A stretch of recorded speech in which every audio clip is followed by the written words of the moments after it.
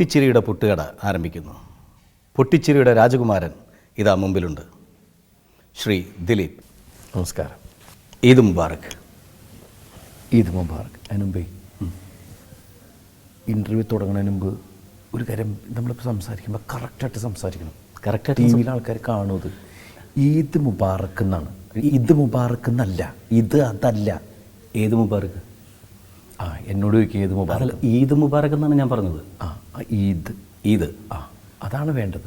ഞാൻ പറഞ്ഞല്ലേ ഈദ് മുബാറക്. പിന്നെ നേരത്തെ പറഞ്ഞിട്ട് പൊട്ടിച്ചിരിയുടെ രാജ്യം, പൊട്ടിച്ചിരിയുടെ എന്നാണ് ഉദ്ദേശിക്കുന്നുണ്ടെങ്കിൽ പറയാം. പൊട്ടിച്ചിരി എന്നൊക്കെ പറഞ്ഞാൽ ഞാൻ ഏതാണ്ട് വേറെ കുഴപ്പമുണ്ടാക്കുന്ന ആളെ പോലെ ആയി പോകും.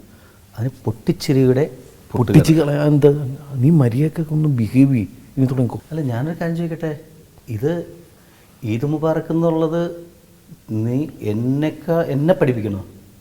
ഇത് അറിയാൻ പാടില്ലാത്ത ആൾക്കാരെ നമുക്ക് അറിവുള്ള ആൾക്കാർ ചിലത് പറഞ്ഞു തരുമ്പോൾ അത് ഉൾക്കൊള്ളാനുള്ള സാമാന്യ മര്യാദ കാണിക്കും. ഒരു കാര്യം ഞാൻ ചോദിക്കട്ടെ, അറബിക് എന്ന് പറയുന്ന സംഭവത്തിൽ നീ അറബി സംസാരിക്കുമോ?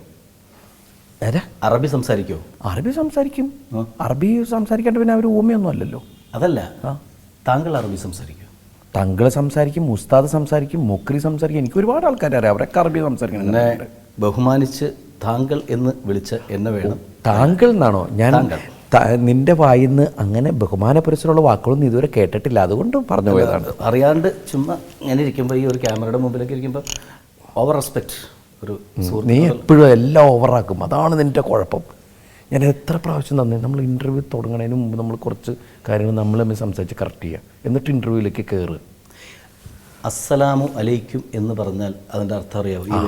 ഇത് നീ പലരോടും പറയണം, ഞാൻ കണ്ടിട്ടുണ്ട്. എന്നിട്ട് ഇപ്പോഴാണ് എൻ്റെ അടുത്ത് ചോദിക്കണം അതിൻ്റെ അർത്ഥം എന്താന്ന്. അല്ല, അസ്സലാമു അലൈക്കും അതിന് ഞങ്ങൾ അസ്സലാമു അലൈക്കും പറഞ്ഞിട്ടുണ്ടെങ്കിൽ മറുപടി എങ്ങനെ പറയും? വലൈക്കും അസ്സലാം. എങ്ങനെ? ആലൈക്കും അല്ല, വലൈക്കും. വ അലൈക്കും അസ്ലാം. ഞാൻ കേട്ടത് ആലുവക്കാരനായിട്ട് ആലുവയ്ക്കും അസ്സലാം എന്നൊക്കെയാണ്. ഇത് നീ തന്നെ ഇരുന്ന് കളിയാക്കുക കേട്ടോ. ഇല്ല, കളിയാക്കുന്നതല്ല, പറയുമ്പോൾ കൃത്യമായിട്ട് ആ ഒരു സംഭവം കൃത്യമായിട്ട് കിട്ടണം. ഈ അറബിയിൽ ഞാൻ ഒരു കാര്യം പറയട്ടെ, എൻ്റെ അച്ഛൻ്റെ കാലം മുതൽ, അപ്പൂപ്പൻ്റെ കാലം മുതൽ ഏറ്റവും കൂടുതൽ സുഹൃത്തുക്കൾ എന്ന് പറഞ്ഞിട്ടുണ്ടെങ്കിൽ മുസ്ലിം ഫ്രണ്ട്സാണ് ഏറ്റവും കൂടുതൽ. ജാതി മത വ്യത്യാസം പറയണമല്ല, അതുകൊണ്ട് നിങ്ങളുടേതായിട്ടുള്ള എല്ലാ സ്വഭാവങ്ങളും നമുക്ക് കിട്ടിയിട്ടുണ്ട്. ഓക്കെ, അതെ.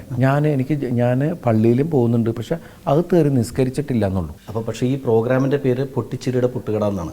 അപ്പോൾ പൊട്ടിച്ചിരിക്കാനായിട്ടുള്ള എന്തെങ്കിലും ഒരു വകുപ്പാണ്. പക്ഷെ അതിനു മുമ്പ് ഈ ഉടക്കുകളുടെ ഉടക്കല്ല, ഞാനതെന്തറിയോ, നീ നന്നായി കാണുന്നുള്ള ആഗ്രഹത്തിൽ പറയുന്നതാണ് ഞാൻ. ഭയങ്കര ഡീസൻ്റ് ആയിരിക്കണം. പിന്നെ ഒരു കാര്യം പറയാം, ഇൻ്റർവ്യൂ തുടങ്ങുന്നതിനും പറയുക, നീ വാച്ച് ഉണ്ടല്ലോ ഇടയ്ക്കിടയ്ക്ക് അത് പൊക്കി കാണിക്കണ്ട. കാരണം എനിക്കത് ഇനിയും പുറത്ത് കെട്ടിക്കൊണ്ട് നടക്കാനുള്ള. അത് തന്നെ ഐസക് എന്നൊക്കെ നമ്മൾ എഴുതിയിട്ടുണ്ട്. അപ്പോൾ ഐസക്ക് വാങ്ങിച്ചുകൊണ്ട് എഴുതിയതാണ്. നീ ഇത് പുറത്ത് ഇങ്ങനെ കാണിച്ചുകൊണ്ട് നടന്നാൽ എനിക്ക് ഇനി പുറത്ത് കെട്ടിക്കൊണ്ട് നടക്കാൻ പറ്റില്ല. എല്ലാവർക്കും അറിയാം ഇതെൻ്റെയാണെന്നുള്ളത്. പിന്നെ ഷർട്ടും പാൻറ്റൊക്കെ എൻ്റെ എന്ന് പറഞ്ഞു. നീ ഒരു മുണ്ട് കൊടുത്തല്ലേ ഇവിടെ ഇൻ്റർവ്യൂ എന്നും പറഞ്ഞു വന്നത്. എന്നിട്ട് ഞാൻ ഊരി തന്നിട്ട് എൻ്റെ കബോർഡിൽ നിന്ന് സംഭവം എടുത്ത് ഇതെല്ലാം ഊരി വെച്ചു. തുടങ്ങ്, എന്തൊക്കെ ചോദിക്കാൻ ഇൻ്റർവ്യൂവിൽ. ശരി, അപ്പോൾ ചോദിച്ചു തുടങ്ങാമല്ലേ?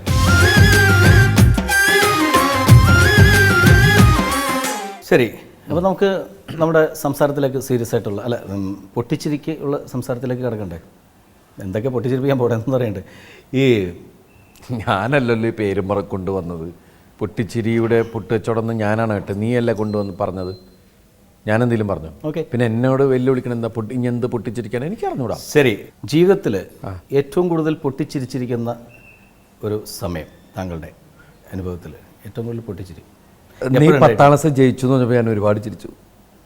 എൻ്റെ ഫസ്റ്റ് പൊട്ടിച്ചിരി അവിടെ നിന്നായിരിക്കും. അതിന് നമ്മൾ പരിചയപ്പെട്ടത് പ്രീ ഡിഗ്രി കാലഘട്ടങ്ങളിലല്ലേ? ഞാൻ പ്രീ ഡിഗ്രിക്ക് പഠിക്കുമ്പോൾ നീ എന്നെ പരിചയപ്പെട്ടു. നീ 10ാം ക്ലാസ് ജയിച്ചു എന്നുള്ളത് ഞാൻ അറിയുമ്പോൾ പൊട്ടിച്ചിരിച്ചൂടെ എനിക്ക്. കാരണം നമ്മൾ പ്രായം വിട്. നീ എന്നെ കാണുന്നത് ഞാൻ പ്രീ ഡിഗ്രിക്ക് പഠിക്കുമ്പോഴല്ലേ? അത് സമ്മതിക്കും. അല്ല, നീ ഡിഗ്രിക്ക് പഠിക്കുമ്പോൾ? ഡിഗ്രിക്ക് പഠിക്കുമ്പോൾ. ഞാൻ ഡിഗ്രിക്ക് പഠിക്കുമ്പോഴാണല്ലോ. നീ മഹാരാഷ്ട്രയിൽ ഡിഗ്രിക്ക് പഠിക്കുമ്പോഴാണല്ലോ. അതിന് മുമ്പേ ഞാൻ നിന്നെ കാണാൻ വേണ്ടി നടന്നു. അപ്പം ഞാൻ പ്രീ ഡിഗ്രിയാണ്. അതിൽ നിന്ന് നിനക്ക് ഒരു വ്യത്യാസം സംഭവിച്ചിട്ടില്ല, അത് വേറെ വിഷയം. അതിപ്പോൾ ഇവിടെ പറയണ്ട, അതിൻ്റെ ഇടയിൽ പറഞ്ഞു വെറുതെ അതിലേക്ക് പോകണ്ട നമുക്ക്.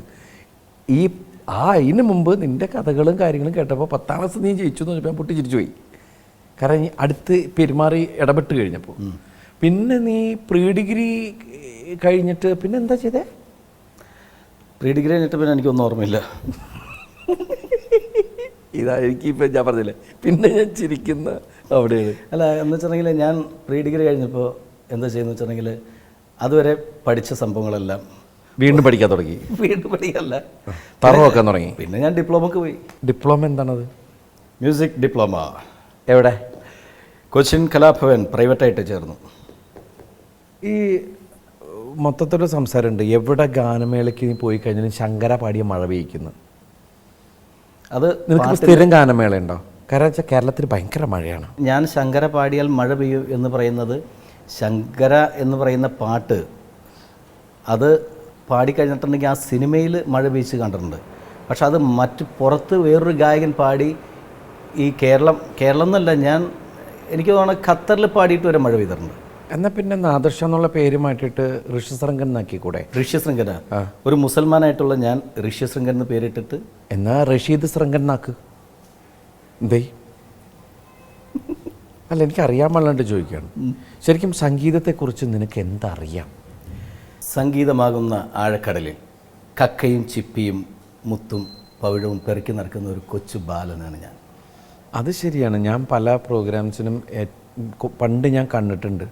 നീ പാടും, പക്ഷെ കക്കയും ചിപ്പിയും മെറ്റലും ഒക്കെ പറക്കുന്നത് കേട്ടുകൊണ്ടിരിക്കുന്ന ആൾക്കാരായിട്ട് ഞാൻ കണ്ടിരിക്കുന്നത്. പിന്നെ എനിക്ക് നിന്നോടൊരു നന്ദിയുള്ളത്, എന്നെ നീ ഒരു പാട്ടുകാരനാക്കി.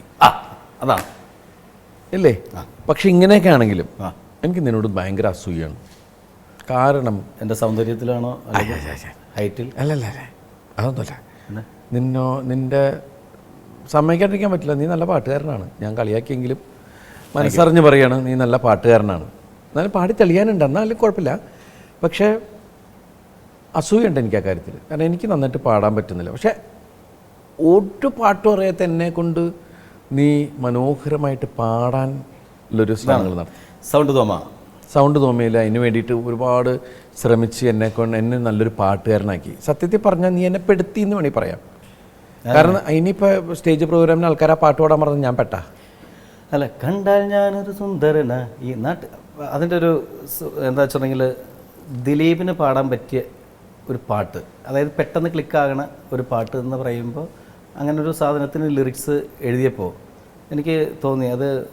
കാരണം പെട്ടെന്ന് ദിലീപിന് പാടാൻ പറ്റുന്ന ഒരു മീറ്റർ അതിനകത്ത് എന്നെ ഒന്നിനും കൊള്ളൂലെന്നല്ലേ നീ എൻ്റെ ഉദ്ദേശം? അങ്ങനെയല്ല, ക്ലാസിക്കൽ സംഭവങ്ങളൊന്നും അല്ല അത്. ക്ലാസിക്കലാണ് എനിക്ക് ഇഷ്ടമുള്ളത്. സ്വരങ്ങൾ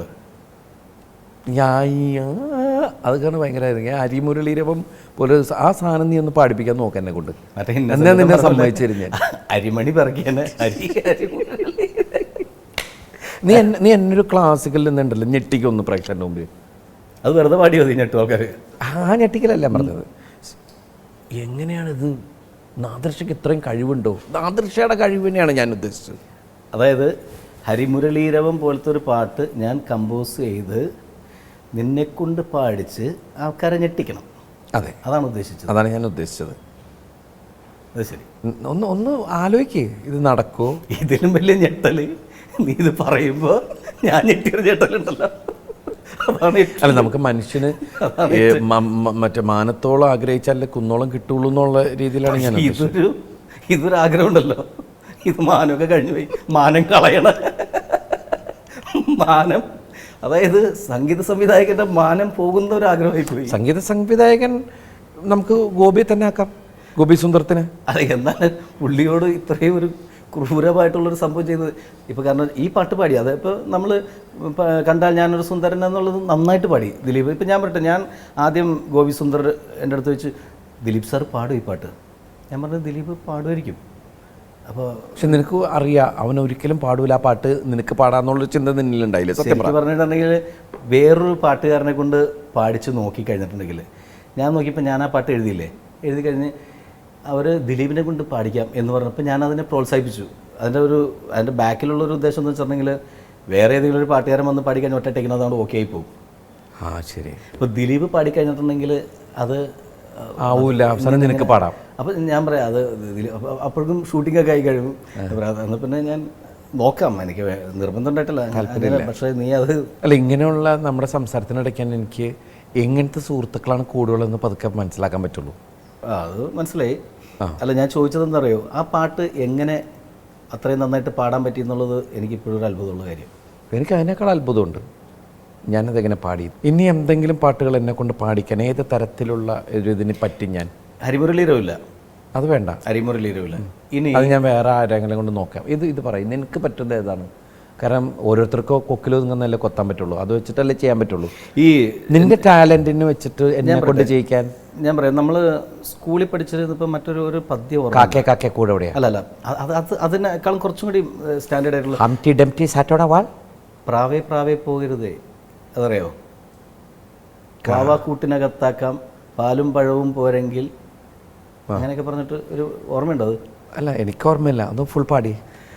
പ്രാവേ പ്രാവേ പോകരുതേ വാവാ കൂട്ടിനകത്താക്കാം പാലും പഴവും പോരെങ്കിൽ തേനും കനിയും ഞാൻ നൽകാം. അങ്ങനെ അയ്യോ പ്രാവേ പോകല്ലേ, അങ്ങനെ അതെനിക്കറിയാം. അവസാനം അങ്ങനെയാണ്, അയ്യോ പ്രാവേ പോകല്ലേ പയ്യും ദാഹവും ഉണ്ടാവുമേ ഞാനങ്ങോട്ടേക്കില്ലിപ്പോൾ മാനം നോക്കി സഞ്ചാരം. അങ്ങനെ ആ സാധനം ഒന്ന് ട്യൂൺ ചെയ്താൽ ചിലപ്പോൾ പാടാൻ പറ്റിയേക്കും.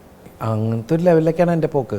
ചിലപ്പോൾ പറയാൻ പറ്റില്ല, ഈ സാധനം ഭയങ്കര ഹിറ്റാവും. എനിക്ക് ചിലപ്പോൾ എന്താ പറയുക, മറ്റേ കൊലവറേഡിയൊക്കെ ധനുഷ് പാടിയവരെ ചിലപ്പോൾ വേൾഡിൽ ഹിറ്റായാല ഞാൻ ഒന്ന് പിടിക്കട്ടെ, ഒന്ന് വർക്കൗട്ട് ചെയ്യും, നിനക്ക് ഹോംവർക്ക് നിൽക്കാം.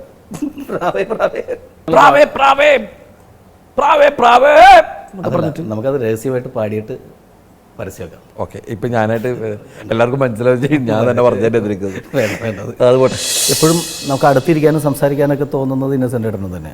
ബാക്കി എല്ലാവരും അപ്പോൾ കുഴപ്പക്കാരാന്നാണോ പറയുന്നത്? അങ്ങനെയല്ല, എൻ്റെ ഒരു വേവ് ലെങ്ത് അനുസരിച്ചിട്ട് എനിക്ക് നിന്റെ വേവ് ഇന്നസെൻ്റ് ഏട്ടനായിട്ട് നിന്റെ വേവിൽ